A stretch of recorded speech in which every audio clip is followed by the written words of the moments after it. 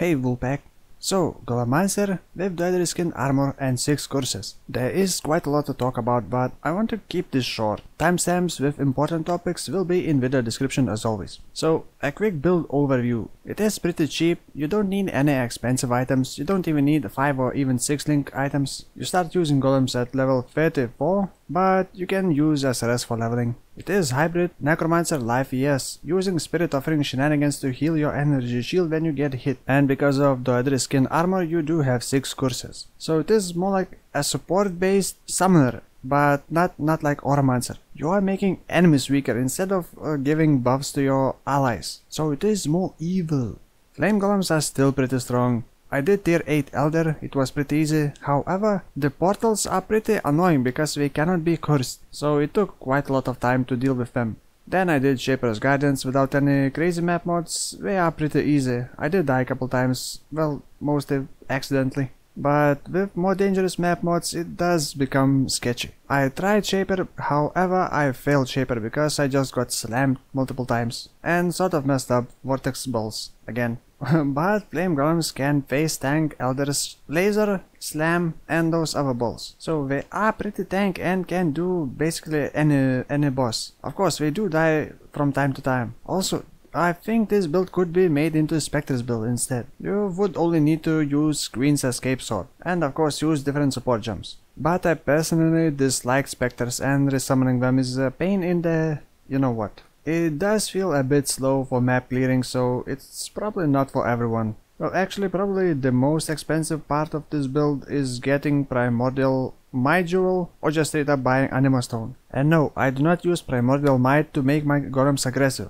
Okay, so let's talk more technical. Primordial Might makes golems aggressive, and aggressive golems means they do not respond to your commands. However, they do have better clear speed because they can see enemies further away from you. I think there is no this or that better, it's just a matter of your style. I tried aggressive golems before, did not like it and not gonna use it again. But if you want you can definitely use it. I tried different golems but it just didn't feel good. Flame golems are still the best, unless you build it completely in a different way. Now, the way you get more golems, there are a couple ways. Easiest one is to use Clay Shaper. It gives +1 to maximum golems, and some other stats for your golems. But for Clay Shaper you may need a bit more strength than you would normally get. Then of course Anima Stone, you would not do Golemancer build without Anima Stone. In addition to Anima Stone you also need 3 other Primordial Jewels. Any type. I would recommend Primordial Harmony Jewels, because they give regen to your minions and cooldown. And the last way to get another golem is to use Elementalist Ascendancy class. But that way you kind of lose a lot of damage. And you can't really do Spirit Offering shenanigans to heal your ES. So that's why I'm going with Necromancer. The Spirit Offering shenanigans that I keep mentioning is, as Necromancer you get access to Mistress of Sacrifice Ascendancy node. And with that your Spirit Offering will affect you as well. Spirit Offering needs corpses, and for each corpse consumed it also increases the amount of energy shield recovered. Well, that's a simple explanation. So the trick is just to use lowest level casting damage taken linked with, and the link sequence is very important, linked to Unf with GMP and then Spirit Offering. This means when you take enough damage you will throw Unf with GMP and create 5 corpses. Then Spirit Offering will consume those corpses and it will give you ES based on your maximum life. And this is a pretty strong defense mechanic. You will survive more than with just pure life or ES build. Of course you can still easily die from degen, especially from chaos damage, and well just die from one shots. You can of course build it in a different way and maybe go pure life and use Bone Offering to have maximum block. Or maybe actually combine life ES and Spirit Offering and Bone Offering, but it just,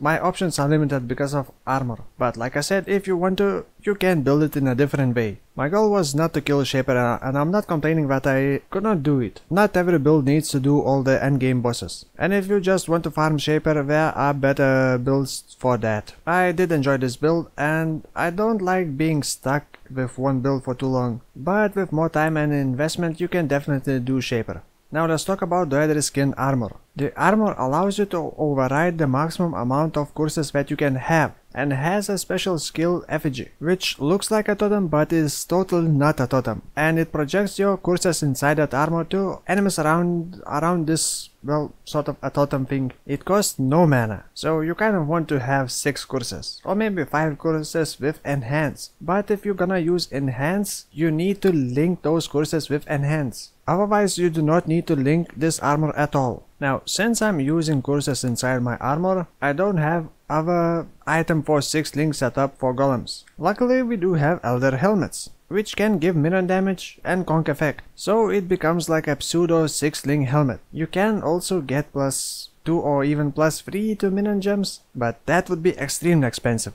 Now let's talk about shield and necromantic aegis. Necromantic aegis gives your shield to your minions, and I really like using Victoria's Charity Shield. It allows your minions to generate frenzy charges against bosses very easily. I tried couple different things, I don't really want to mention it, but I just like using Victoria's Charity Shield. It just works best for my playstyle, and I don't need to worry about generating charges for your minions. You can simply use ball lighting, and without necromantic aegis you would generate frenzy charges for your minions, but I really don't like that playstyle. You can also go with dual clay shapers, but like I said, frenzy charges do give movement speed, attack speed and cast speed for your minions as well. So with dual clay shapers you may get more damage, but you would probably lose quality of life improvements for your golems. And of course they would not be as tanky. I thought about different shields that I could use for my golems using necromantic aegis. Maybe life gain on block, or ES gain on block, or just some other unique shields, but like I said, I just like using Victoria's Charity Shield. It's simple, cheap and effective. And lastly, what is left is just to show my other items, talk about skill gems and passive tree. And this is level 85, yes, I attempted shaper at level 85. So like I said, I am using one clay shaper, Victoria's Charity Shield. My minion helmet is like this. Actually, balancing strength and dex could be a bit difficult, so you kind of need to get some dex and strength on your gears, or you would have to spend a couple more points getting dex and strength on your passive tree.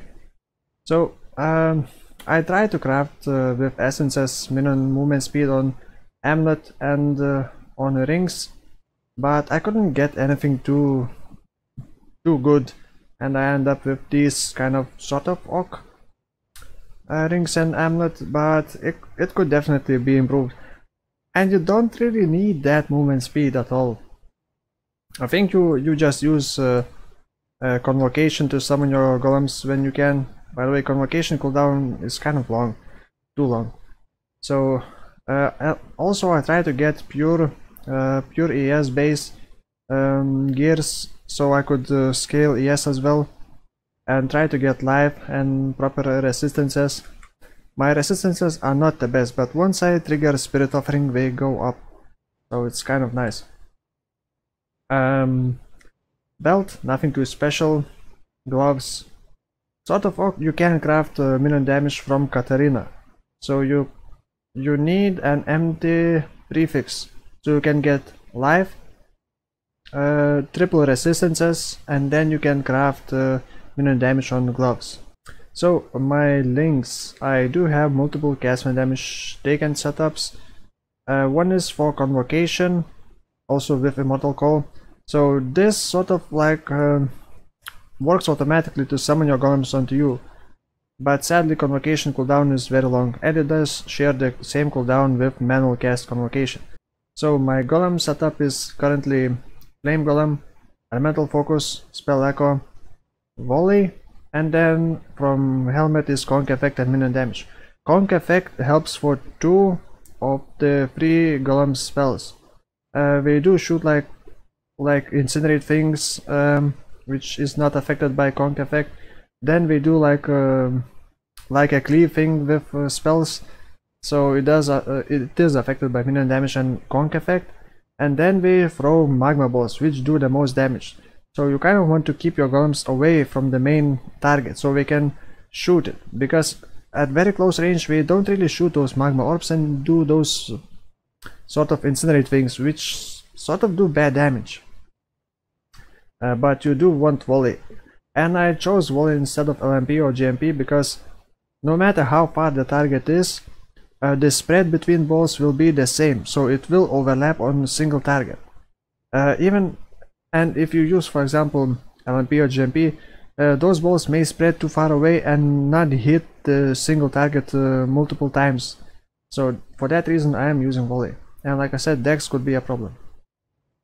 Then in my shield I do have Anger with Generosity.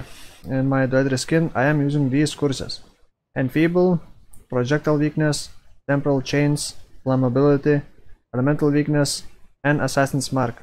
Actually, you can use Enhance instead of like Projectile Weakness, but you do need to link those courses with Enhance. And if you did that, you would probably choose Elemental Weakness, Enfeeble, and Temp Chains because we benefit from quality the most. But Projectile Weakness is very nice because it also has a knockback. Each time enemy is hit by projectiles, it has a chance to be knocked back, and it sort of works like a defense mechanic, so we push enemies from them, but it can also be very annoying if you are facing those protective bubbles enemies, because they would just push it away and not be able to damage those, so those are pretty annoying. Elemental Weakness and Flammability gives a lot of fire penetration. Then Enfeeble and Temp Chains are for defensive, and Assassin's Mark to generate power charges easily and to have more crit, because with 3 power charges minions get 600% increased critical strike chance. The crit multiplier is kind of low on minions, but still that's sort of nice. Next in my gloves I am using Castman Damage Taken, then Unnerved with GMP. Well, GMP doesn't matter the placement, but it must be first Unnerved and then Spirit Offering.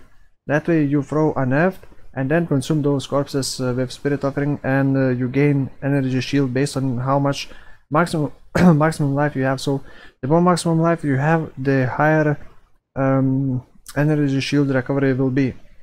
Then my belt, I do have sort of Oak Abyssal Jewel. You can definitely improve, but I wanted some more minion regen, especially when fighting biggest bosses.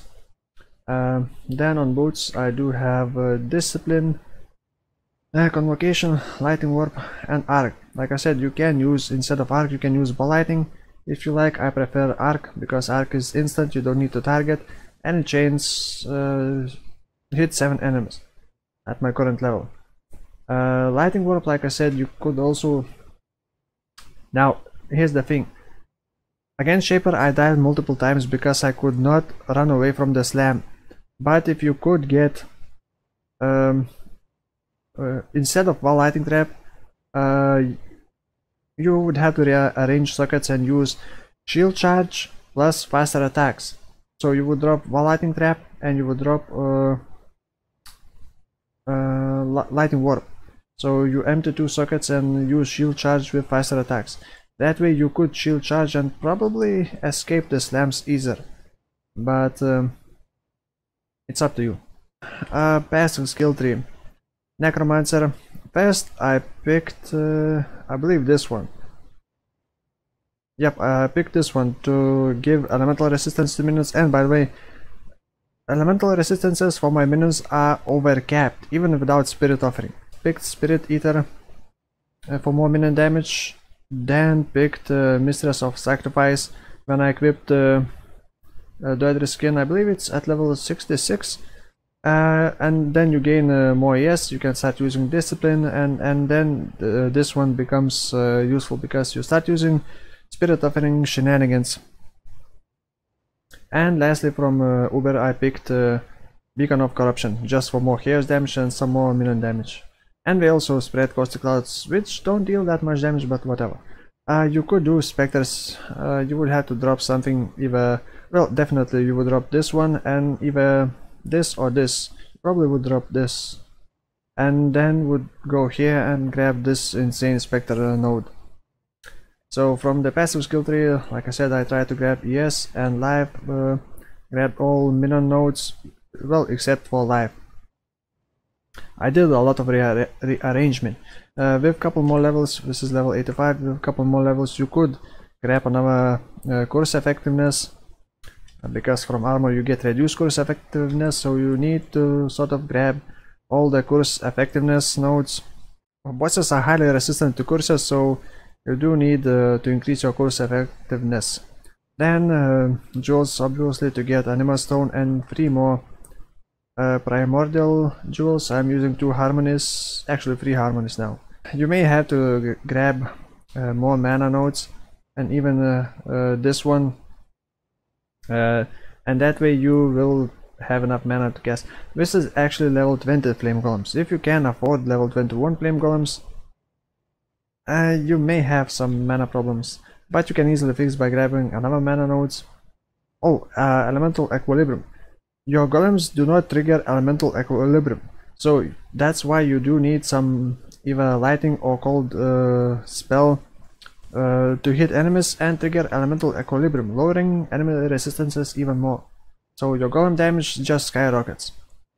Necromantic Aegis, nothing too special. Lastly, I would get another jewel socket. 5 more levels, I would probably get another curse effectiveness. That's another 10%. Or maybe, I don't know, grab more, yes. Whatever you like. You could even go to these life nodes, grab another jewel. Also, some people suggested to use Conduit, but minions are not party members, they are allies, so the Conduit does not share charges with your minions. And I think that's about it. There are many different ways to do it, and I did try so many suggestions that people asked to try, even I didn't want to. So if you want, you can build it in a different way. I'm just doing it my way, to fit my style. That's about it. Next build is gonna be Lighting Warp Totems build. I'm already in Act 10. It's mostly just for the memes, but it is also very strong if you can just replace 2 Stormcolds, and well, you will see. And that's all, yeah. Thank you for watching, and see you next time.